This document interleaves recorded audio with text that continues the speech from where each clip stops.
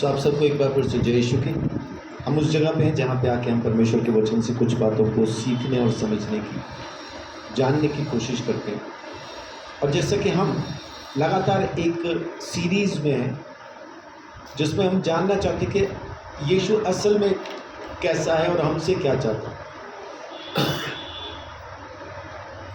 और उस सीरीज़ में अब हम पहुँचे हैं, अब तक कितनी बातें हो चुकी यीशु के बारे में।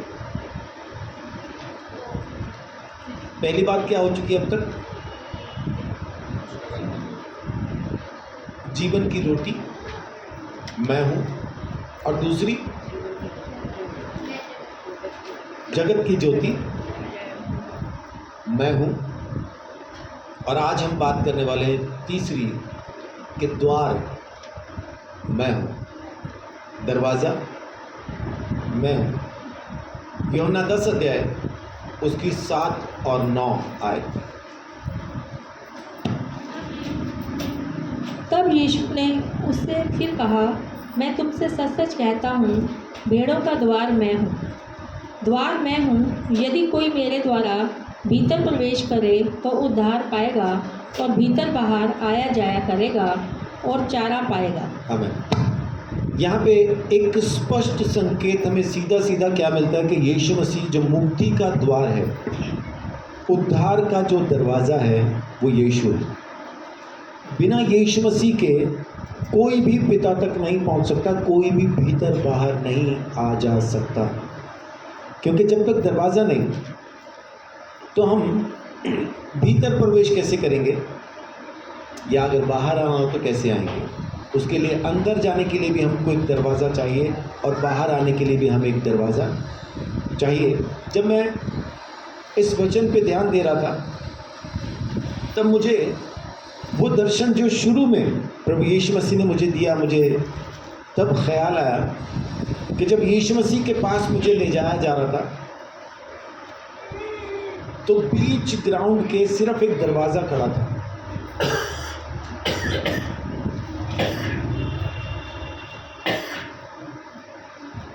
आसपास कोई दीवार तक नहीं थी, सिर्फ दरवाज़ा खड़ा था। उस दरवाजे में जब मैं एंटर हुआ तो वो बहुत सकरा सा एक गलियारा था, लंबा गलियारा था, और उसमें तलवारें आर पार चल रही थी। यानी उस सकरे रास्ते से जाना जहाँ पे तलवारें ही चल रही हैं। लेकिन जब मैंने चलना शुरू किया तो तलवारों ने मुझे छुआ भी नहीं, मेरे पास आके रुक जाती और वापस चली जाती थी। तो ये जब मैं इसको पढ़ रहा था दरवाज़ा, तो मुझे भी अपने दर्शन में एक दरवाज़ा तो याद आया कि हाँ, मैं भी एक दरवाजे से गुजरा था।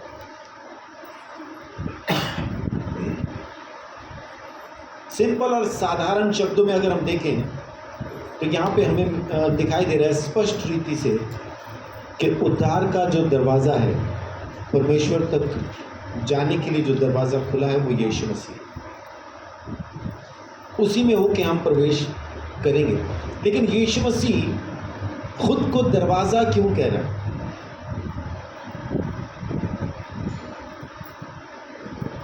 कुछ और भी कह के बुला सकता था कि मैं परमेश्वर का बेटा हूँ, भेड़ें मैं चराऊँगा और मेरी मदद के बगैर, बिना मेरे, मुझ पर विश्वास किए बिना तुम परमेश्वर के पास नहीं जा सकोगे, ये भी कह सकता था। तो दरवाज़ा ही क्यों कहता है? अपने आप को क्यों कहता है कि दरवाज़ा मैं हूँ? जब हम किसी के घर पे जाते हैं ना, तो उसका दरवाज़ा देख के घर के हालात, अंदर के हालात, इंसान की सोच वो समझ में आ जाते हैं। किसी का दरवाज़ा आप जाएं, वो आधा नीचे से टूटा हुआ है, ऊपर भी एक बड़ा छेद बना हुआ है, तो उस घर के लिए आपके अंदर पहली सोच क्या आएगी कि पैसे की दिक्कत है इस परिवार में। अगर ना होती तो कम से कम दरवाज़ा तो रिपेयर करा लेते। और कुछ लोग होते हैं, उन्होंने रिपेयर करा रखा होता है, जहाँ पे छेद हो गया वहाँ पे एक प्लाई का टुकड़ा उन्होंने कील से ठोक दिया। लेकिन कुछ घर ऐसे होते हैं हम में से कितने लोग हैं जो डॉक्टर किरण को जानते, जो होम्योपैथी के डॉक्टर हैं? हमें हैं कुछ लोग, हैं। अगर नहीं जानते तो इसी सड़क के ऊपर, जलबेड़ा के ऊपर ही उनकी आगे होम्योपैथी की क्लिनिक है, साथ ही उनका घर है। आप उनके घर में एंटर करने के लिए वो दरवाज़ा देख के ही मज़ा आ जाता है। भाई वाह, क्या दरवाज़ा! उन्होंने एक बड़ा दरवाज़ा और बड़ी कीमती लकड़ी का दरवाज़ा, मतलब अच्छी लकड़ी का दरवाज़ा उन्होंने लगवाया। पहले नहीं था वैसा, अभी उन्होंने दोबारा से घर को रेनोवेट किया। जब रेनोवेट तो क्या किया, तोड़ के ही दोबारा बनाया उन्होंने। और वो जो दरवाज़ा लगाया, मैं अक्सर जब भी दरवाज़ा शब्द कहता हूँ तो मुझे उनके घर का दरवाज़ा याद आता है। वो दरवाज़ा एक तरह से ऐसा लगता है कि मैं एक बहुत अच्छे घर में जा रहा हूँ। आप बाहर से कुछ भी, मैं बाहर से कैसे भी मूड में जा रहा हूँ उनके घर पे, लेकिन जैसे वो दरवाज़ा देखता हूँ, दरवाजे को छूता हूँ, बड़ा शांत, एकदम सभ्य, जेंटलमैन हो जाता हूँ दरवाज़ा देख के, कि मैं एक ऐसे घर में एंटर करने वाला हूँ जहाँ पे मुझे बहुत तमीज़ में रहने की ज़रूरत है। वो सिर्फ दरवाज़ा देख के। हमारे उद्धार का दरवाज़ा कौन है? प्रभु यीशु मसीह। जब आप अपने उद्धार में एंटर करते हैं और अपने दरवाजे को जब आप देखते हैं, तो दरवाजे को देखने के बाद आपके अंदर एक विचार आता है। आप चाहे कैसा भी, किसी भी मूड में, कैसे भी चरित्र में यीशु तक पहुंचे, लेकिन जैसे ही आप यीशु को देखते हैं, उसको देखते ही आपके अंदर एक शांति, धार्मिकता, पवित्रता, ऐसे भाव आपके अंदर पैदा हो जाते हैं कि अब मैं इसमें एंटर करने वाला हूँ, तो अंदर जाके मुझे ऐसा रहना है। दरवाजे का मतलब ये नहीं है कि बस आपने दरवाज़ा ही देख लिया और आपका उद्धार हो गया। दरवाज़ा का मतलब है कि आप अब उसके घर में, उस जगह में प्रवेश करने वाले हैं जहाँ वो दरवाज़ा है। और ये दरवाज़ा जब आप इसमें एंटर करते हैं तो कोई तो घर का मालिक होता है ना। दरवाज़ा तो घर का मालिक नहीं है, लेकिन दरवाजे में जब आप एंटर करते हैं तो मालिक से मुलाकात होती है। और यीशु मसीह में, यीशु मसीह के नाम का जो दरवाज़ा है, प्रभु यीशु मसीह, वो जो द्वार है, जब आप एंटर करेंगे आपकी अंदर मुलाकात किससे होने वाली है? अंदर मुलाकात होगी सेनाओं के यहोवा से, यीशु मसीह के पिता, उस परमेश्वर से जिसने यीशु को ज़मीन पे भेजा ताकि हम उसके पास पहुंच सकें। हमारे उद्धार का दरवाज़ा ही इतना खूबसूरत है कि माने उसको देख के ही मज़ा आ जाता है। अरे वाह, क्या दरवाज़ा है! अब अंदर क्या होगा? और जब उस दरवाजे में हम एंटर करते हैं तो अंदर जाके पता चलता है कि ये तो ज़मीन नहीं है, ये तो संसार नहीं है, ये तो स्वर्ग में हम पहुंच गए हैं। हमारी एंट्री स्वर्ग में हो गई। इसलिए यीशु मसीह कहता है कि मैं दरवाज़ा हूँ, उद्धार का दरवाज़ा मैं हूँ, जो मुझ में प्रवेश करेगा। अभी पढ़ा ना हमने इसके अंदर कि भीतर बाहर आया जाया करेगा और चारा भी पाएगा। चारा पाएगा मतलब भेड़ की रोज़मर्रा की ज़रूरत क्या है? चारा, पानी, बस उसकी रोज़मर्रा की ज़रूरत उतनी है ना। हम अपनी ज़रूरतें बहुत बढ़ा के कहते हैं, लेकिन यीशु मसीह क्या कह रहा है? तुम तो भेड़ हो, तुमको चाहिए सिर्फ चारा, पानी, मैं दूंगा। हमारी हर एक, मेरी 20 करोड़ की ज़रूरत को पूरा करना यीशु मसीह के लिए कैसा है? जैसे भीड़ के लिए चारा और पानी देना, और वो यूं पूरा कर देता है। आमीन। आपकी हर एक ज़रूरत को वो पूरा कर देता है, जैसा चाहे वैसा पूरा कर देता है।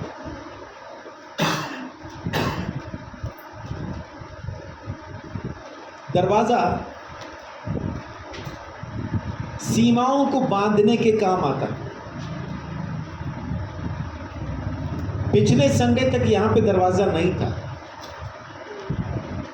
हम कहाँ तक जा सकते थे? अंदर की जो आखिरी दीवार है, सबसे पीछे की जो दीवार है वहाँ तक जा सकते थे, लेकिन आज दरवाज़ा लग गया तो हमारी लिमिट यहीं तक हो गई। दरवाज़ा सीमाएं ठहराता है, कहाँ तक हम जा सकते हैं, कहाँ तक नहीं जा सकते हैं, सीमाएं ठहराता है। यीशु मसीह हमारे लिए क्या सीमा ठहराता है? लूका 14 अध्याय। यीशु मसीह कहता है ना, दरवाज़ा मैं हूँ। तो अब अगर मुझे उसमें रहना है, उसके साथ रहना है, तो उसकी सीमाओं को मुझे मानना होगा। ये पड़ोस जो साथ में किराएदार रहता है, वो ये नहीं कह सकता कि एक ही घर में तो हम रह रहे हैं, किराया मैं भी दे रहा हूँ, तो मैं तेरे कमरे में जाके क्यों नहीं सो सकता। वो ये नहीं कह सकता। उसकी एक सीमा है, एक दायरा है, उसको उतने में ही रुकना होगा। तो यीशु मसीह हमें एक दायरा बताता है, एक सीमा बताता है कि जब हम उसमें हैं तो एक सीमा है। लूका 14 उसका 26 और 27।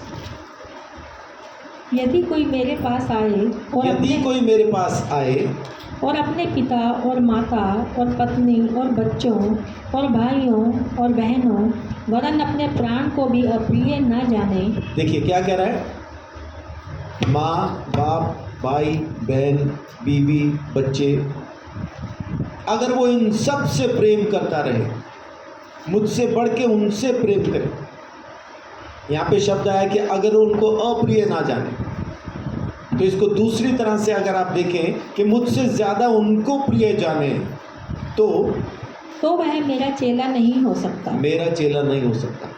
ये एक दरवाज़ा है। यीशु मसीह ने एक लिमिट बता दिया हमें कि अगर तुम मुझ में रहना चाहते हो तो इस दायरे के बाहर नहीं जा सकते, इस दरवाजे के बाहर यानी मेरे बाहर नहीं जा सकते।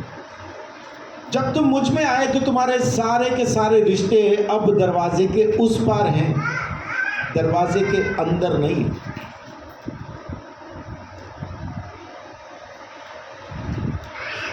दरवाजा एक सीमा तय कर देता।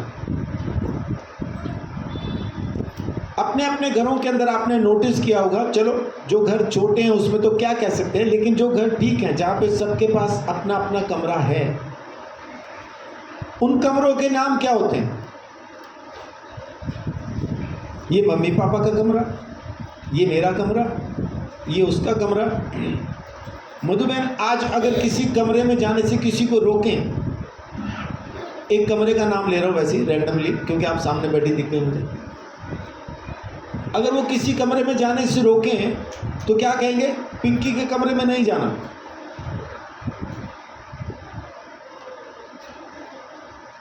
उधर कमरे का नाम है, हर जगह का एक नाम है। बाकी लोग उस कमरे के नहीं हैं, उस घर के तो हैं, लेकिन कमरा सबका अपना अपना। बहनों में बहुत प्यार होता है आपस में, एक दूसरे के बगैर रह नहीं सकती। दोनों का अपना अपना कमरा है, दोनों की अपनी अपनी वार्डरोब, उनकी अपनी अपनी कपड़ों की अलमारियां हैं।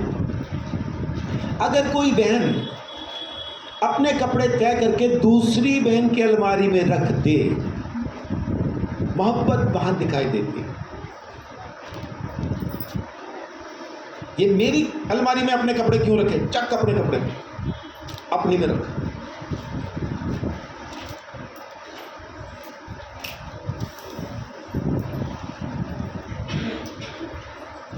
एक दायरा, एक सीमा हर कमरे की, एक दायरा, एक सीमा हर कमरे की। सबने अपना अपना कमरा तय किया है। यीशु मसीह ने एक दरवाज़ा होने के नाते एक सीमा तय की। सीमा क्या तय की? तुम अगर अपने माँ बाप, भाई बहन, बीवी, बच्चे, इनको मुझसे बढ़ के चाहते हो, इनको तो मुझसे बढ़ के प्रेम करते हो, तो मेरे चेले बनने के लायक नहीं। यहाँ पे कुछ और तरह से लिखा है, अगर उनको अप्रिय ना जानो। असल में बात है कि मुझसे बढ़ के, मुझसे प्रिय अगर उनको जानते तो मेरे चेले नहीं हो।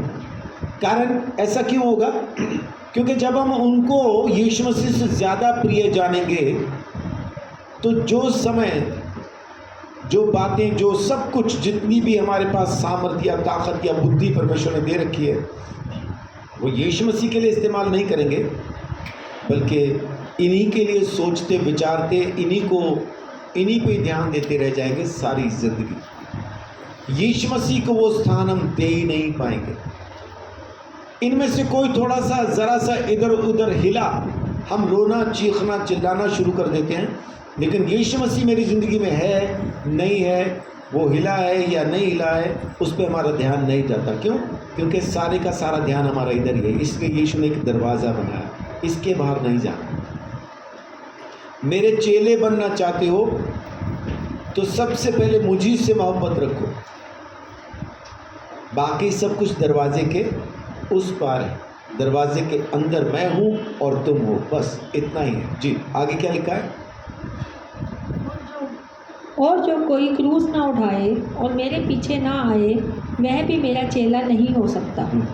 क्रूस उठाने का मतलब है कि यीशु मसीह को मानते समय, यीशु मसीह की आज्ञाओं को मानते समय, पवित्र आत्मा की अगुवाई में चलते समय हमें बहुत तरह के दुख,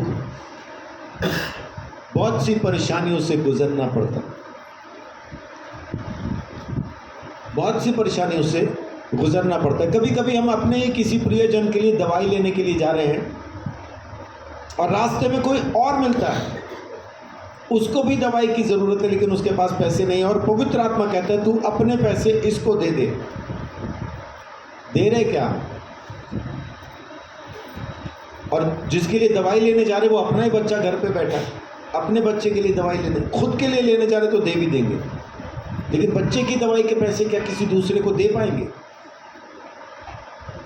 वहाँ दिक्कत होती है। पवित्र आत्मा इस तरह से वैसे कहता भी नहीं, क्योंकि यीशु ने कहा 2 कमीज़ है तो एक दे दे, जो पहन रखी है वो उतार के दे, ये कभी नहीं कहता, क्योंकि दोनों में से एक तो बगैर कमीज़ के रहेगा ही ना। जो मांग रहा है वो भी बगैर कमीज़ के, मैं दे दूँ तो मैं बगैर बिना कमीज़ के हूँ, तो 2 में से एक ने रहने हैं। तो तेरे पास एक है, तू पहन के रख, 2 है तो एक उसको दे दे, एक तू पहन के रख। लेकिन एक बात है, पवित्र आत्मा कभी कभी ऐसी अगुवाई करता है, इस तरह की बातें कहता है जिसमें बहुत तकलीफ, बड़ा नुकसान भी उठाना पड़ता है। यीशु मसीह की आज्ञाओं को मानना उतना आसान नहीं। तो ये एक सीमा, एक दायरा है जिसमें वो बांध के रखता, अलग कर लेता, संसार से अलग करता। यूहन्ना 15 अध्याय सबसे हटा के उसने अलग करके उसको अपने पास दरवाजे के अंदर, यानी अपने अंदर उसको ले लिया, उसको अपने साथ रखना चाहता। इसीलिए यूहन्ना 15 अध्याय बहुत अच्छे से कहता है कि यीशु मसीह दाखलता है और हम उसकी डालियां, और सींचने वाला, बढ़ाने वाला जो किसान है वो परमेश्वर है, काट छांट करने वाला परमेश्वर है। और यीशु कहता है कि मैंने तुम्हें दोस्त कहा है, लेकिन फिर 15 का 19 देखिए क्या कहता है। यदि तुम संसार के होते तो संसार अपनों से प्रेम रखता, परंतु इस कारण कि तुम संसार के नहीं, वरन मैंने तुम्हें संसार में से चुन लिया है, इसीलिए संसार तुमसे बैर रखता है। जी, अब तुम संसार के नहीं, क्योंकि देखिए आप किसी जगह पे गए हैं, ट्रेन में चलते हैं, आप ट्रेन में जा रहे हैं, आपके पास जनरल टिकट है, जनरल टिकट है और आप एसी में चढ़ जाओ, टीसी क्या कहेगा? टीसी कहेगा आप यहाँ के नहीं है, आप जनरल में जाओ। और कोई फर्स्ट एसी की टिकट लेके जनरल में बैठा हो, वहाँ पे आके टीसी उसको देखे टिकट को, उसको भी कहेगा सर आप यहाँ कहाँ, आप यहाँ के नहीं हैं, आप A1 A2 में जाओ, क्योंकि फर्स्ट एसी की जो होते हैं A1 A2 होता है, वहाँ जाओ। अब वहाँ आपकी टिकट तो वहाँ की है, यीशु मसीह ने इसीलिए कहा कि सबको अप्रिय जान के मेरे पास आओ, क्योंकि तुम संसार के नहीं, मैं भी संसार का नहीं। इसीलिए संसार तुमसे प्रेम नहीं करता, इसीलिए संसार तुमसे प्रेम नहीं करता, क्योंकि उन्होंने मुझसे भी प्रेम नहीं किया, तुमसे बैर रखा। यीशु मसीह ने एक दायरा बनाया, दरवाज़ा मैं हूँ, मेरे अंदर आओ। 16 अध्याय, मैं तुम्हें संभालूंगा, मैं तुम्हें अपने पास रखूंगा, संसार को छोड़ो, अलग हो जाओ। और इस संसार के अंदर सबसे पहले हमारा परिवार आता है, क्योंकि हमारा संसार वहीं से शुरू होता है। यीशु मसीह ने परिवार छोड़ने के लिए नहीं कहा, लेकिन ये कहा कि सबसे पहली मोहब्बत मैं हूं, उसके बाद तू परिवार को संभाल। लेकिन आज बाइबल के सिखाने वाले, बाइबल के पढ़ाने वाले बहुत सारे विद्वान ये प्रचार करते हैं और ये सिखाते हैं कि सबसे पहले परिवार, उसके बाद सेवकाई। क्या यीशु भी यही कह रहा है कि सबसे पहले परिवार उसके बाद मैं? क्या यीशु भी यही कह रहा है? यीशु कह रहा है कि अगर तुम्हारे लिए परिवार सबसे पहले और फिर मैं हूं, तो तुम मेरे चेले बनने के लायक नहीं हो। सबसे पहले यीशु, फिर परिवार।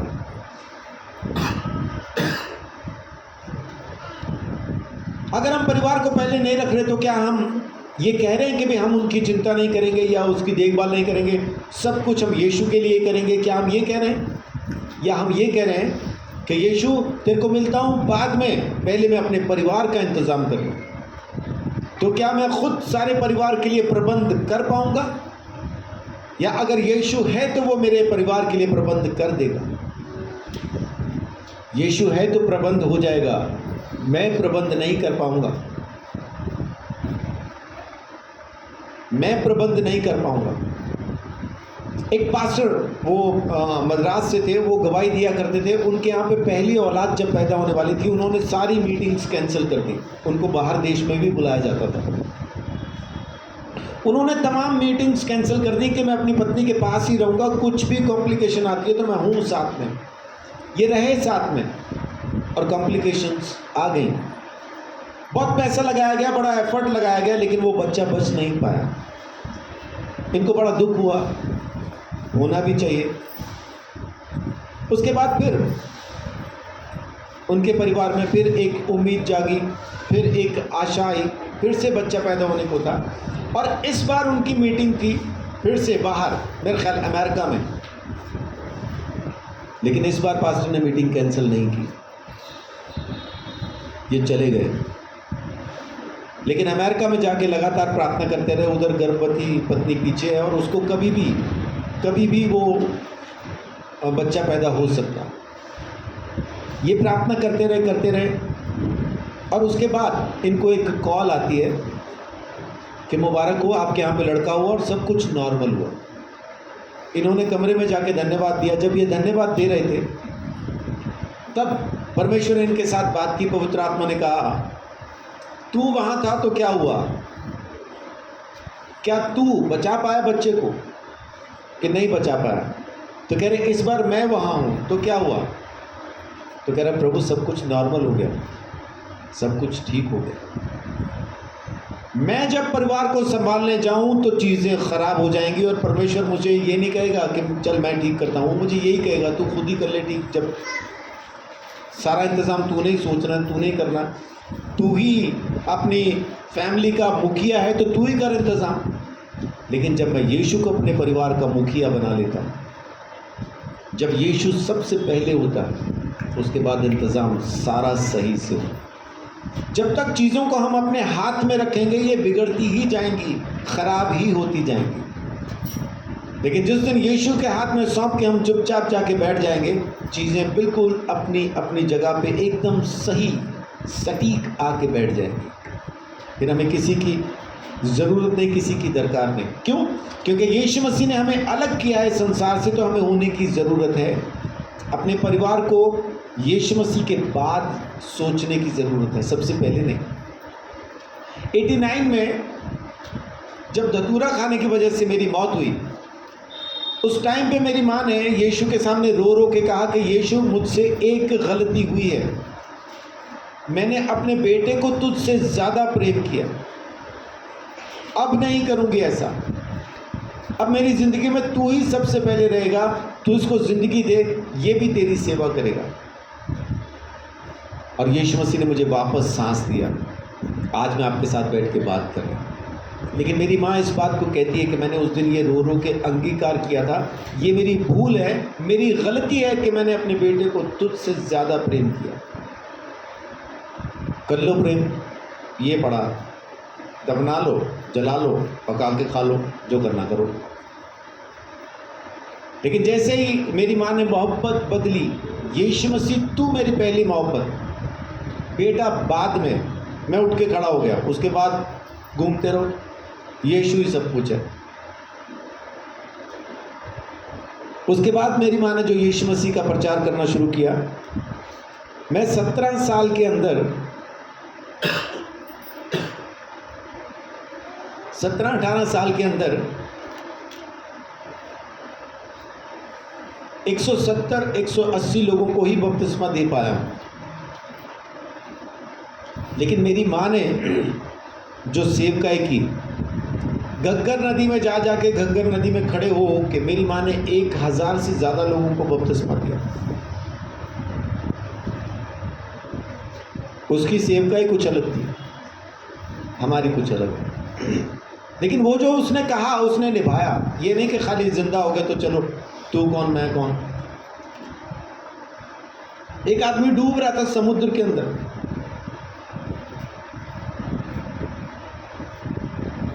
अब वहां पे मरने वाला है, वहां पे वो प्रार्थना करता है, प्रभु मुझे बचा ले, मैं 1000 किलो चावल की देग दूंगा, बचा ले, क्योंकि उसको दिख रहा है कि मरने वाला ही है। 1000 किलो चावल बना के लोगों में मैं बांटूंगा, लोगों को खिलाऊंगा, तो मुझे बचा ले। और एक लहर आई, उसने उठा के उसको किनारे पे फेंक दिया। उठा, कपड़े वपड़े ऐसा झाड़ झूड़ के फिर करा, कौन सी देग, क्योंकि निकल तो आया ही था। इतने में एक लहर और आई, उठा के फिर अंदर लेगी। तो प्रभु पूछ रहा था कौन सी देग, नमकीन क्या मीठी, वो पूछ रहा था मैं।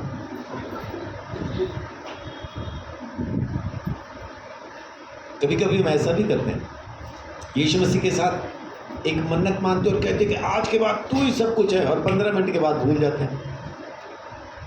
तो वैसा नहीं, जो ऐसा कर रहा है वो उसका चेला बनने के लायक नहीं है, क्योंकि वो दरवाज़ा है। अब 16 का 33 पढ़िए। मैंने ये बातें तुमसे इसीलिए कही हैं कि तुम्हें मुझ में शांति मिले। संसार में तुम्हें क्लेश होता है, परंतु ढांढस बांधो, मैंने संसार को जीत लिया है। आमीन। अगर उसने अलग किया है तो अलग करने के बाद ये नहीं कह रहा कि अभी अब तुम बाहर निकलोगे तो तुम मारे जाओगे, वो ये नहीं कह रहा। वो कह रहा है मैंने तुमको अलग कर लिया, तुम मेरे साथ हो, अब तुम बाहर भी जाओगे अगर, तो मैं तुम्हें संभाल के रखूंगा, मैं तुम्हें बचा के रखूंगा। शेर से, जो बब्बर शेर या टाइगर, उससे आप सिर्फ 25-30 फीट की दूरी पे बच पाएंगे, या फिर वो जिंदगी का आखिरी दिन होगा। कैसे बच पाएंगे? आमीन। कैसे बच पाएंगे? 25-30 फीट की दूरी पे शेर, और उसकी स्पीड हमसे कहीं ज़्यादा। लेकिन उस शेर से अगर हम बच सकते हैं तो सिर्फ एक ही चीज़ बचा सकती है, और उस चीज़ को कहते हैं दरवाज़ा। हम जू में बहुत बार गए, शेरों को देखा, उनकी तस्वीरें भी खींची, लेकिन क्या शेर हमारा कुछ बिगाड़ पाए? नहीं। क्यों? क्योंकि उनके और हमारे बीच में एक दीवार है, एक दरवाज़ा। वो दरवाज़ा अगर खुल जाए तो शेर आएगा, दरवाज़ा ना खुले तो शेर नहीं आ सकता। यानी इसी तरह से जब हम संसार में जाते हैं, जब हम जाते हैं तो वो दरवाज़ा यीशु मसीह नासरी वो हर समय हमारे साथ होता है, हम उस दरवाजे की जद में होते हैं। दूसरा थिस्सलुनीकियों 3 अध्याय, कोई भी चीज़ हम तक पहुंच नहीं पाती उस दरवाजे की वजह से, यीशु मसीह नासरी की वजह से, क्योंकि वो हमें सुरक्षित बनाए रखता है। 3 पढ़िए। परंतु प्रभु सच्चा है, वह तुम्हें दृढ़ता से स्थिर करेगा और उस दुष्ट से सुरक्षित रखेगा। आमीन। संसार से, उस दुष्ट से, संसार की दुष्टता से यीशु मसीह हमें सुरक्षित रखेगा। क्यों? क्योंकि वो हमारा दरवाज़ा है, हमारे उद्धार का दरवाज़ा है, हमारी सुरक्षा। ये जो दरवाजे हैं इसीलिए है ना, कोई जानवर आपके पीछे भागे, फर्ज कीजिए कि जंगली पागल कुत्ता जो सबको काटता जाता है, उसको और कोई काम नहीं है। कुत्ता पागल हो जाए तो क्या काम करता है? सिर्फ एक ही काम करता है, काटता है बस।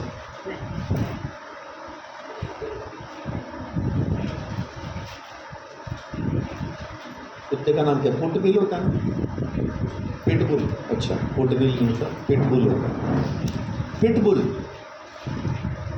पिटबुल की क्या एक खासियत है कि जब वो पकड़ता है किसी को तो उसका जबड़ा लॉक हो जाता है, और पिटबुल के तो पास भी नहीं जाना चाहिए। कोई अनजान आदमी पिटबुल के पास जाए तो क्या करेगा? वो काट लेगा ना। कल रात मेरी मुलाकात एक पिटबुल से हुई, वो 9 साल की थी। पहला पिटबुल देखा मैंने ऐसा। मैंने उसको कहा, मैं कहा ये पिटबुल है क्या? हाँ। मैं कहा यार इसको पकड़ के रख। कह रहा नहीं, ये बहुत फ्रेंडली है। मैं कहा पिटबुल और फ्रेंडली, ये दोनों में क्या अलग अलग चीज़ें हैं। वो मुझसे बात ही कर रहा था। अब मेरे को पता है कि कुत्ता पास में आए तो भागना नहीं है, घबराना नहीं। वो पिटबुल मेरे पास आके मुझे सूंघ रही है, वो अच्छे से सूंघा और साइड में जाके खड़ी हो गई।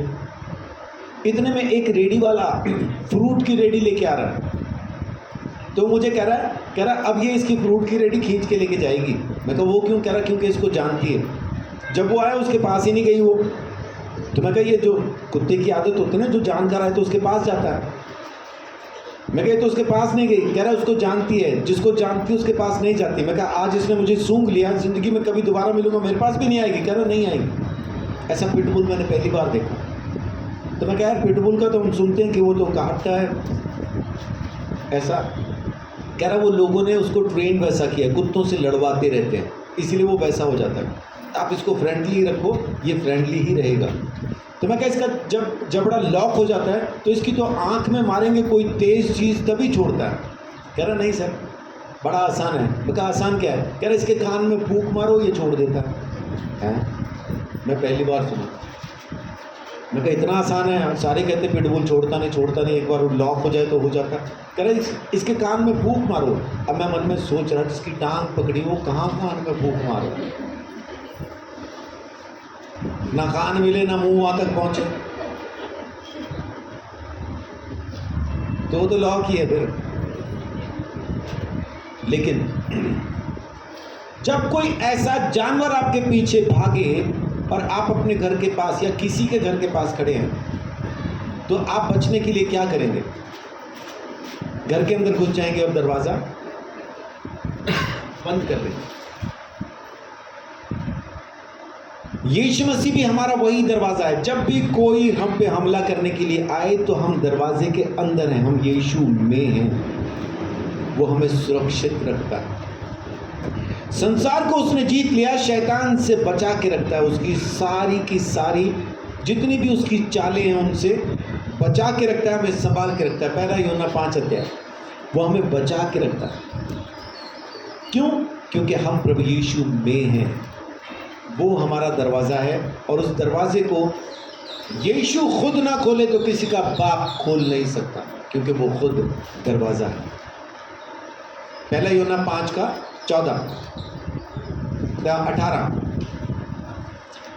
18 पढ़िए।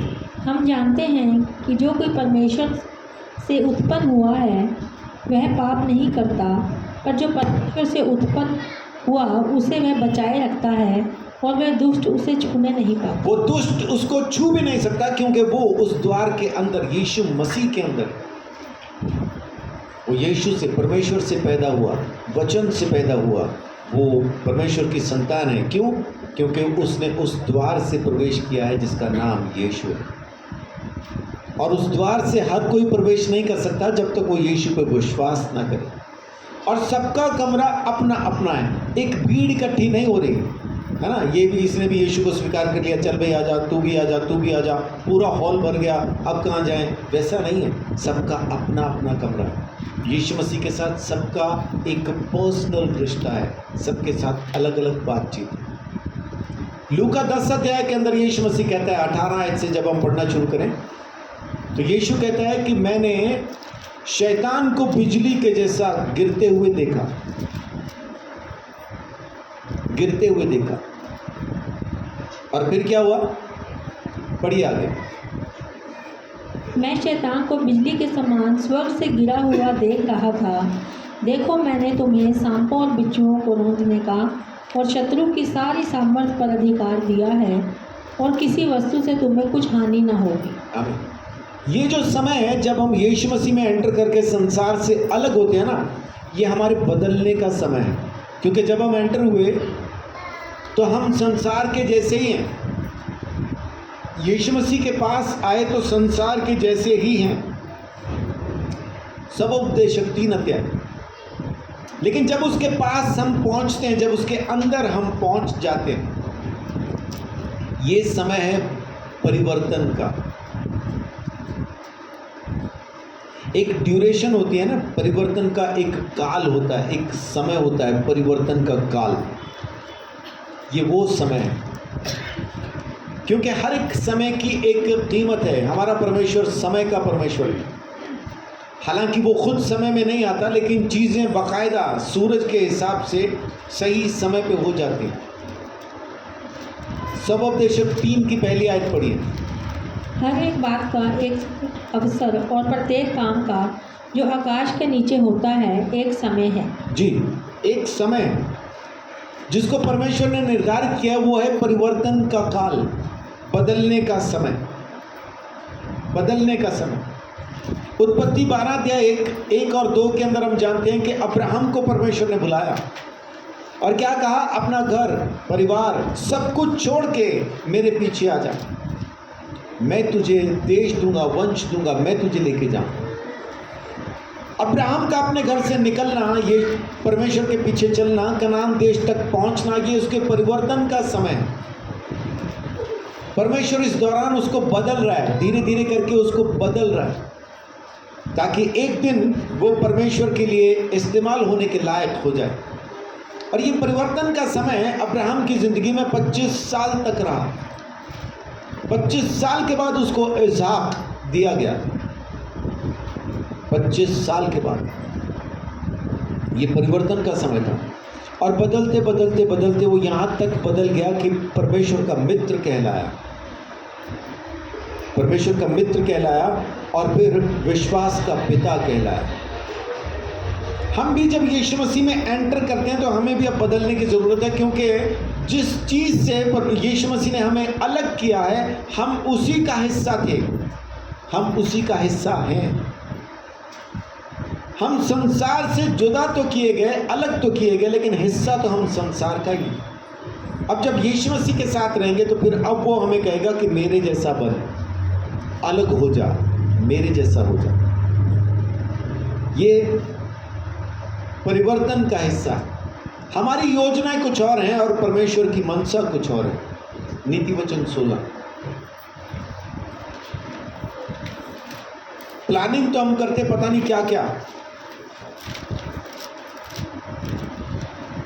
वो ऐसे अक्सर लोग कह दिया करते हैं कि सामान तो है 100 बरस का, या कहें अरमान तो है 100 बरस का। जिंदा रहने के लिए मेरे पास सामान तो है 100 बरस का और पल का भरोसा नहीं।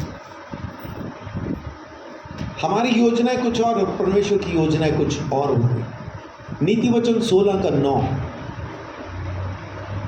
मनुष्य मनुष्य मन में अपने मार्ग पर विचार करता है, परंतु यहोवा ही उसके पैरों को स्थिर करता है। आमीन। प्लानिंग तो हम बड़ी करते हैं, सोचते विचारते बहुत कुछ करते हैं, लेकिन खड़ा करेगा अपनी जगह में एकदम स्थिर करके अगर हमें कोई खड़ा करता है तो वो स्वयं परमेश्वर है, प्रभु यीशु। और ये कब होगा? जब हम उसके साथ अंदर होंगे, उस दायरे में होंगे, उस द्वार से प्रवेश करके उसके साथ जी रहे होंगे। वो हमें बदलने के लिए कहता है। एस्तर 4 अध्याय, एस्तर को वहां पे भेजा गया था शादी के लिए, लेकिन मालूम नहीं था कि हालात क्या हो जाएंगे। लेकिन जब हालात वहां पे बने तो एस्तर की योजना क्या थी कि सारे यहूदियों को बचा ले? ये थी एस्तर की योजना? या एस्तर की योजना ये थी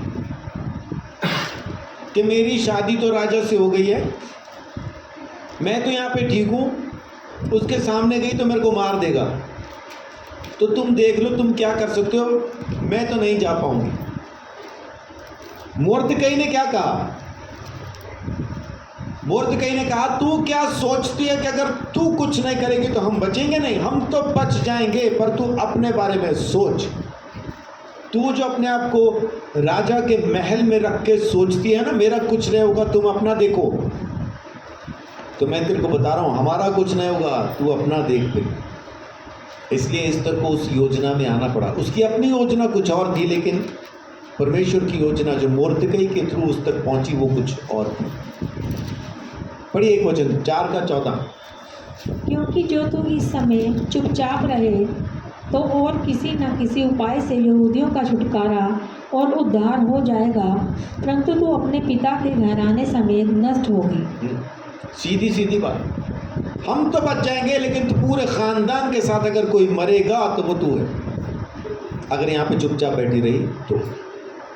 ये परिवर्तन के समय में परमेश्वर जब हमारे साथ बातें करता है, हमें बदलना चाहता है, तो हमें अपने विचारों को उठा के कूड़े में फेंकना जरूरी है। पौलुस क्या कहता है कि जो मुझे लाभ की चीजें लगती थी आज मेरे को कूड़ा लगता है, वो सब कूड़ा करकट निकली जिनको मैं फायदे की चीजें सोचता था। हम आज भी अगर अपने विचारों के हिसाब से जी रहे हैं तो समझ लीजिए कि आप यीशु के साथ उस दरवाजे के अंदर नहीं हैं, आप बाहर ही संसार में ही अभी तक खड़े। आपने दरवाजा देख लिया, विश्वास कर लिया, हाँ ये उद्धार का दरवाजा है, लेकिन आप उसके अंदर जाके बसना नहीं चाह रहे, यीशु में जीना नहीं चाह रहे, आप संसार में ही जीना चाह रहे। ये परिवर्तन काल है। अगर हम रहेंगे अंदर तो वो हमें परिवर्तित कर देगा, नया कर देगा, पूरी तरह से बदल के हमें खड़ा कर देगा। और जब परिवर्तन आएगा तब हमारी ज़िंदगी के अंदर जो भी परिवर्तन आएगा वो दिखना शुरू हो जाएगा। रोमियो 12 अध्याय, वो प्रकट रूप से चीज़ें दिखना शुरू हो जाएंगी कि हाँ हम यीशु में जी रहे हैं, उस दरवाजे के अंदर जी रहे हैं। 12 का 2 एक बार पढ़िए। इस संसार के सदृश न बनो, परंतु तुम्हारे मन के नए हो जाने से तुम्हारा चाल चलन भी बदलता जाए, जिससे तुम परमेश्वर की भली और भावती और सिद्ध इच्छा अनुभव से मालूम करते रहो। आमीन। होगा कैसे? संसार के जैसे नहीं रहेंगे। जब यीशु में उस दरवाजे के अंदर जीना शुरू करेंगे, हमारा मन बदलेगा, हमारी सोच बदलेगी, और जैसे ही सोच बदलेगी हमारा चाल चलन बदलेगा।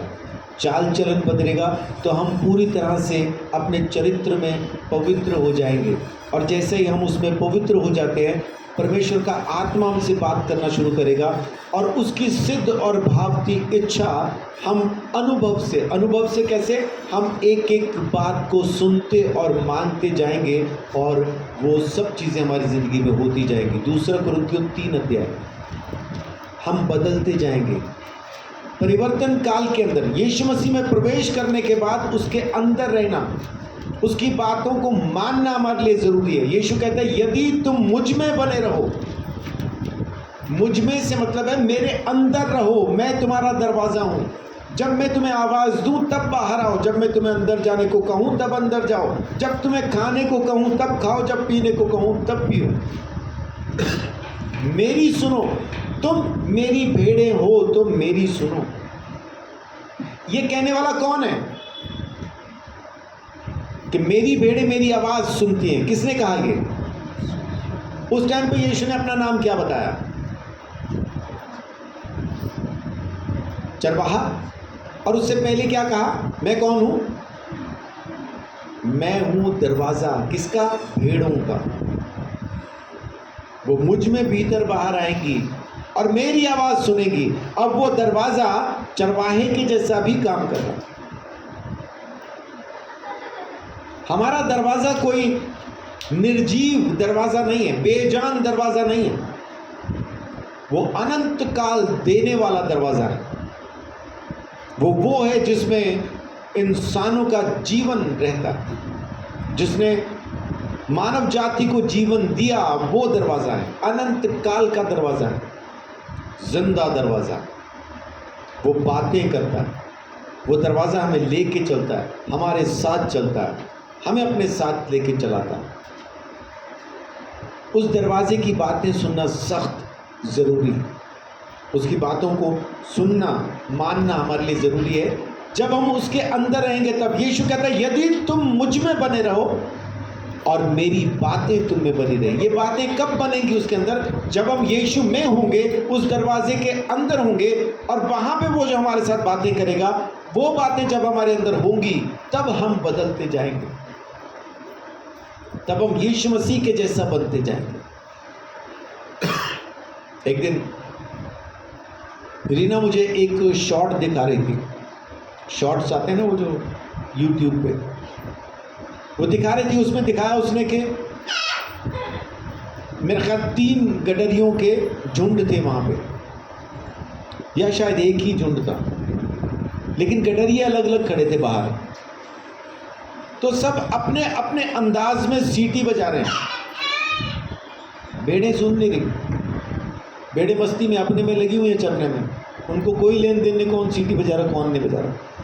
एक ने बजाई, भेड़ों ने कुछ रिएक्ट नहीं किया। दूसरे ने बजाई, कुछ नहीं हुआ। तीसरे ने बजाई, कुछ नहीं हुआ। लेकिन जब उस झुंड का मालिक आया, जैसे उसने सीटी बजाई, भेड़ों ने तुरंत ऐसा सिर उठाया, घूमी, किधर से आ रही आवाज़, और सारी की सारी भेड़ें उसके पास आके इकट्ठा हो गई। ये कौन सी भेड़ें हैं? ये वो भेड़ें हैं जिनके अंदर चरवाहे की आवाज़ बसी हुई है, चरवाहे की बातें जिनमें बसी। वही उसके पास इकट्ठी होंगे। नहीं तो यीशु मसीह मारता रहे सीटियाँ, हम लगे हुए संसार में आराम से चलने, तू मारी जाए सीटियाँ, हमने क्या लेना। जैसे कुकर की सीटी बज रही, वैसे यीशु की सीटी बज रही। हमें क्या फर्क पड़ता? लेकिन जो यीशु में है, जो उस दरवाजे में जाके परिवर्तित होता जाता है, बदलता जाता है, वो यीशु मसीह की आवाज़ को सुनना शुरू करता है। यीशु के कहने से वो बाहर, यीशु के कहने से वो अंदर। यीशु उसको जहाँ भेजे वहाँ जाएगा, जो करने को कहे सो करेगा। दुबई में एक अभिलाष भाई है, 3 महीने तक परमेश्वर उनके साथ बात करता रहा मेरे बारे में कि उसको दसवांश भेज। वो यही सोचते रहे, क्योंकि उन्होंने कभी पहले मेरे साथ बात की थी, तो मैंने उनको कहा था आप अपना दसवांश अपने चर्च में भेजिए। तो वो वही सोचते रहे कि ये मेरे अपने मन की आवाज़ है कि क्या है। लेकिन 3 महीने के बाद, मतलब उनको 3 महीने हो गए थे सुनते हुए, मुझे 1 महीना हो गया सुनते हुए, अभिलाष को बोल दसवांश भेजे। और 1 महीने के बाद फिर आखिर मैंने एक रात उनको कह दिया कि अभिलाष भाई, मैंने आज तक कभी किसी को नहीं कहा, लेकिन आपको कह रहा हूँ, आप सब इस बात के गवाह, मैं नहीं कहता किसी को। क्योंकि वो आवाज़ कुछ ज़्यादा ही मेरे अंदर चल रही थी। और अभिलाष भाई ने उसी महीने से, उसी दिन से मुझे दसवांश भेजना शुरू किया। सो प्रभु का धन्यवाद। क्यों? क्योंकि वो भी उसकी आवाज़ सुन रहे थे, मैं भी उसकी आवाज़ सुन रहा था। अभिलाष भाई को कहा देने के लिए और मुझे कहा उनसे तू ले। सुनेगा कौन? जो अंदर बैठ के बदलता जा रहा है। अगर वो यीशु मसीह में बैठ के बदल नहीं रहा, अपने विचार बदल नहीं रहा, अपनी सोच बदल नहीं रहा, परमेश्वर का आत्मा उसके साथ बात भी नहीं करेगा, उसकी बातें उसमें बनी भी नहीं रहेंगी, वो अपनी ही बातें कहता रहेगा। आज बहुत सारे भविष्यद्वक्ता दिखाई देते हैं, कहते कुछ है होता कुछ और। अपने इलाके के अंदर एक मशहूर नाम, एक भविष्यद्वक्ता, उसने कहा पिछली बार, मतलब इस बार नहीं, इससे पहले जो इलेक्शन हुए थे, मैं दिल्ली में कुछ खिलता हुआ देख रहा हूं, यानी कमल। और तो कौन सा निशाना जो खिलेगा? ना हाथ खिलेगा, ना झाड़ू खिलेगा, खिलेगा तो कमल। मैं खिलता हुआ देख रहा हूं। और उस बार दिल्ली में ऐसा झाड़ू फिरा, सीट ही नहीं आई किसी की। आम आदमी पार्टी पूरी उससे जीती। तो ऐसे ऐसे भविष्यद्वक्ता उठ के खड़े हो गए, कहते कुछ है होता कुछ और बताता हूं आपको, अगर आपको फोन पे भविष्यवाणी करवानी है, पास्टर जी मेरे लिए भविष्यवाणी करो इस बारे में, ऐसा करके कुछ, मतलब ऐसा आपको करवानी है, उससे पहले आपको एक चीज़ करनी पड़ेगी। वो बोलेंगे हाँ ठीक है मैं आपके लिए करता हूँ भविष्यवाणी, एक नंबर नोट कीजिए, ये मेरा गूगल पे का नंबर है, हाँ जी, इस पे 1000 रुपये भेजो, मैं भविष्यवाणी करता हूँ। वाह,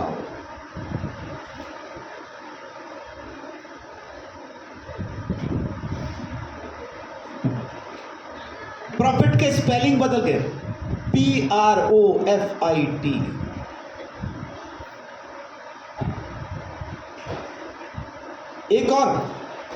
एक और पास्टर सब प्रार्थना करने के लिए खड़े हुए, पास्टर इनके लिए प्रार्थना कर दो। तो जैसे वो पास है तो उसको पूछ रहे कितने वाली प्रार्थना करनी है? मैं पहली बार सुना ये। मेरे पास कितने वाली मतलब कहते 100 वाली, 200 वाली, 500 वाली, 1000 वाली केड़ी करनी? मैं प्रार्थना भी ऐसे होते? हाँ ऐसे होते। ये कौन है जो अभी तक दरवाजे के अंदर यीशु मसीह के अंदर नहीं बैठे, उसकी बातों को इन्होंने नहीं सुना, अपने आप को नहीं बदला, संसार में खड़े रह के यीशु का प्रचार कर रहे हैं, और आखिर में यीशु मसीह इनको क्या कह देगा? भाई साहब मैं नहीं जानता, क्योंकि तू कभी मेरे साथ अंदर नहीं था। तूने बाहर खड़े रह के संसार की बातें ही की, संसार के जैसा ही सोचा, संसार के जैसा ही किया, इसीलिए उनको झूठे भविष्यद्वक्ता कहा जाता। यदि तुम मुझ में बने रहो, मेरी बातें तुम में बनी रहे, जो चाहो मांगो तुम्हारे लिए हो जाएगा। आमीन। तो अंदर जब रहेंगे तब हम बदलेंगे। 2 कुरिन्थियों 3 अध्याय उसकी 18 आयत। परंतु जब हम सबके उघाड़े चेहरों से प्रभु का प्रताप इस प्रकार प्रकट होता है, जिस प्रकार दर्पण में, तो प्रभु के द्वारा जो आत्मा है, हम उसी तेजस्वी रूप में अंश अंश करके बदलते जाते हैं। कैसे करके बदलते जाते हैं? अंश अंश करके, छोटा छोटा छोटा बदलते जाएंगे। हमें खुद भी पता नहीं चलेगा कि मैं बदल रहा हूं। कॉम्प्लेन बॉय, मैं बढ़ रहा हूं मम्मी, लेकिन उसको खुद भी नहीं पता बढ़ रहा है कि नहीं बढ़ रहा है। उसको इंची टेप बताएगा बढ़ा कि नहीं बढ़ा। ऐसे हम भी जब बदलते हैं हमें भी नहीं पता, हमें संसार बताएगा कि तू बदल गया, तू पहले जैसा नहीं रहा, संसार बताएगा, हमें नहीं पता चलता। हम बैठे हैं उसके साथ अकेले में, एकांत में, मत्ती 6 अध्याय, हम उसके साथ अकेले में बैठे हैं, एकांत में बैठे हैं, बदलते कब जा रहे हैं हमें खुद भी नहीं पता। लेकिन संसार में जब जाएंगे, संसार कहेगा तू बदल गया। मत्ती 6 से 8 तक यहाँ प्रार्थना के बारे में यीशु मसीह कहता है, तुम्हें बाहर संसार में खड़े रह के, चौक में खड़े रह के, चौराहे पे खड़े रह के प्रार्थना करने की जरूरत नहीं है। प्रार्थना कहाँ करनी है? दरवाजे के अंदर आओ, दरवाजे के अंदर आओ, अकेले बैठो दरवाजे के अंदर उस पिता के साथ, वो सुनेगा तुम्हारी। पढ़िए 6 से लेके 8 तक। परंतु जब तू प्रार्थना करे तो अपनी कोठरी में जा और द्वार बंद करके अपने पिता से जो गुप्त में है प्रार्थना कर, तब तेरा पिता जो गुप्त में देखता है तुझे प्रतिफल देगा। प्रार्थना करते समय अन्य जातियों के समान बक बक ना करो, क्योंकि वे समझते हैं कि उनके बहुत बोलने से उनकी सुनी जाएगी। इसीलिए तुम उनके समान न बनो, क्योंकि तुम्हारा पिता तुम्हारे मांगने से पहले ही जानता है कि तुम्हारी क्या क्या आवश्यकताएं हैं। आमीन। किसी के सामने बैठ के हम यूं ही क्या बकबक करते रहेंगे, ये दे दे वो दे दे, ऐसा कर दे वैसा कर दे, प्रभु यूं था वहाँ था, यूं करेंगे? अगर सामने आप बैठे हैं, परमेश्वर सामने बैठा और ये बैठे आपको वहाँ पे कितनी बातें करने की ज़रूरत है? उसने पूछा क्या चाहिए? ये चाहिए, बात ख़त्म हुई। ये बड़बड़ाना, बहुत बातें बोलना, ये कब होता है? जब हम दरवाजे के अंदर यीशु मसीह में हो के पिता तक नहीं पहुंचते। संसार में खड़े रह के ही हम बड़बड़ करते रहते हैं और ये कहते रहते मैं तो लगातार मांग रहा हूँ, मिल ही नहीं रहा। याकूब कहता है 4 अध्याय में, मांगते तो हो पर लालसा तुम्हारी बुरी है। लालसा बुरी क्यों है? क्योंकि संसार में खड़े होकर संसार के जैसा ही मांग रहे हैं। एकांत में बैठो, उसके साथ बैठो। किसके साथ? परमेश्वर के साथ। लेकिन जाएंगे कहाँ से? दरवाजे में से होकर। जब तक आप इस दरवाजे से होकर नहीं गुजरेंगे, पिता तक भी आप पहुंच नहीं पाएंगे। पिता तक पहुंच नहीं पाएंगे। लूका 11 अध्याय, यीशु मसीह प्रार्थना के बारे में वहां पे एक शिक्षा देता है 5 से लेके 8 आयत तक,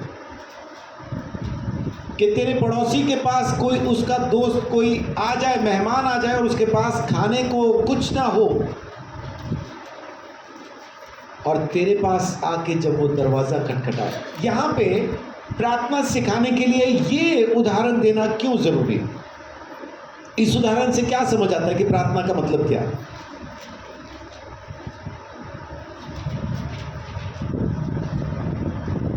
पहली 4 आयतें भी हैं प्रार्थना सिखा।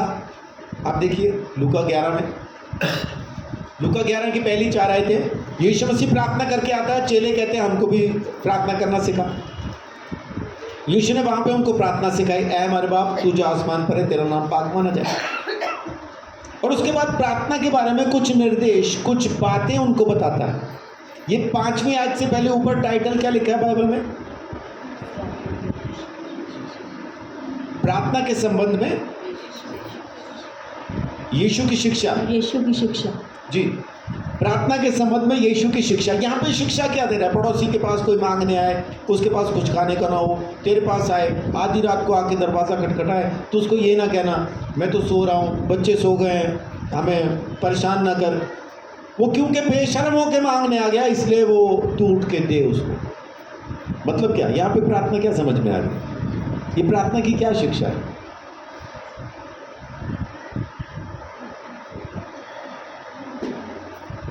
रोज मांगो। क्या आपको कोई ऐसा दरवाजा याद आता है कि लोगों ने आके खूब खटखटाया लेकिन दरवाजा नहीं खुला? आता है कोई दरवाजा ध्यान? हाँ जी, कौन सा? नूह के जहाज का। 5 कुंवारियों के लिए भी वैसा ही हुआ। 5 अंदर हैं, 5 बार खूब खटखटाने खुलने का। नूह के जहाज में क्या क्या था? परिवार था और जानवर थे। पड़ोसी के घर में क्या क्या है? परिवार है। और क्योंकि इस्राएल के इलाके के अंदर रात को होती है ठंड, वो अपने जानवरों को भी घर के अंदर ही बंद रखते हैं। और उस टाइम पे लाइट तो होती नहीं थी। अब सब तरह के जानवर अगर घर के अंदर हैं और बाहर से दरवाज़ा कोई खटखटाए और जानवर उठ जाए तो फिर क्या होगा? घर के अंदर हर एक जानवर बोल रहा होगा, हर जानवर बोल रहा होगा, परिवार को भी सोने नहीं देगा। तो प्रार्थना का मतलब यीशु मसीह ने ये समझाया कि नूह के ज़माने में जो दरवाज़ा सदा के लिए बंद हो गया था ना, अब तुम जब अकेले में बैठ के, एकांत में बैठ के रोज़ प्रार्थना में उस दरवाजे को खटखटाओगे, तुम्हारे लिए खुल जाएगा, क्योंकि दरवाजे का नाम अब यीशु। ये प्रार्थना के समय में वो शिक्षा दे रहा है। और वहाँ पे है क्या? मांगो। सबसे पहले तो वो मांगने के लिए ही आया है। अब फिर खटखटाओ, खुल जाएगा।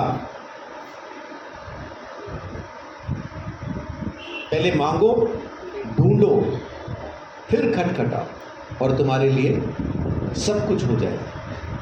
तो उसके साथ अकेले में बैठना, परमेश्वर के साथ, लेकिन दरवाज़ा यीशु है। कारण यीशु मसीह की वजह से हमारी पहुंच परमेश्वर तक हुई। ये वो दरवाज़ा है जिसमें हम प्रवेश करते हैं और सीधा परमेश्वर तक हम पहुंच जाते हैं, सीधा परमेश्वर तक। इफिसियों 2:18 हमारी पहुंच सीधा परमेश्वर तक है, सीधा उस तक है। क्योंकि उसी के द्वारा हम दोनों की एक आत्मा में पिता के पास पहुंच होती है। आमीन। ये वो दरवाज़ा है जिसमें एंटर करते ही हम पिता के पास होते हैं। एकांत में होते हैं तो किसके पास होते हैं? यीशु ने कहा दरवाज़ा बंद कर और अपने पिता के पास बैठ के मांग, स्वर्गीय पिता गुप्त में तुझे देगा। जब तू उसके साथ बैठ के मांगेगा वो तुझे देगा। दरवाजे का नाम है यीशु मसीह। उद्धार का दरवाज़ा, मुक्ति का दरवाज़ा, परमेश्वर तक की पहुंच का दरवाज़ा। और ये दरवाज़ा चरवाहे के जैसा भी हमारी ज़िंदगी में काम करता है। इब्रानियों 10:19 ये वो दरवाज़ा है जो हमारे लिए खोल दिया गया प्रभु यीशु मसीह के लहू के द्वारा। प्रभु यीशु के लहू के द्वारा खुला। देखिए,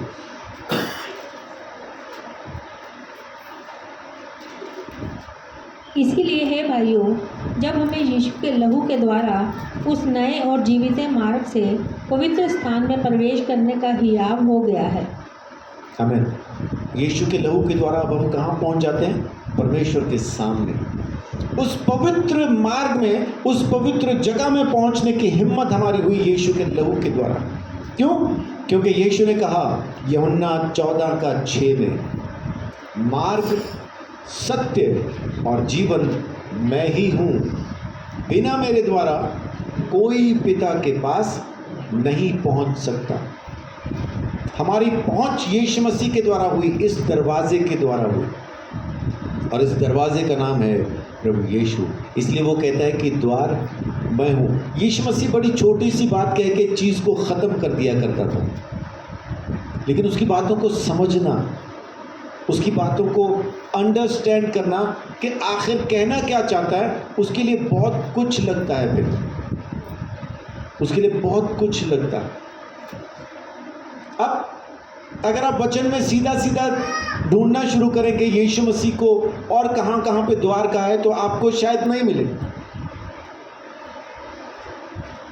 तो मैंने जब बैठ के प्रार्थना की, मेरा प्रार्थना करने का तरीका थोड़ा कुछ अलग है। मैं बैठा होता हूँ और सोच रहा होता हूँ, प्रभु मैं इसमें क्या करूँ, किस तरह से करूँ, कैसे मैं इस बात को समझूँ, कैसे मैं आगे कह पाऊँ। तो तब मेरे अंदर एक विचार डाला गया। यीशु ने क्या कहा? मैंने बोला, उसने कहा मैं द्वार हूँ। तो मुझे कहा गया, तो फिर द्वार के बारे में देख, द्वार में क्या क्या खासियत है। तो मैंने फिर दरवाजे की खासियत ढूंढना शुरू किया। इंग्लिश में मैंने 2 शब्द कहे। रीना से पूछा क्या यही वो शब्द होंगे? हाँ, यही होंगे। तो फिर मैंने उस हिसाब से सर्च करना, ढूंढना, जानना शुरू किया कि आखिर दरवाज़ा क्या है। कि दरवाज़ा आपको एक प्रिवेसी भी देता है, आपको अकेले में रखता है।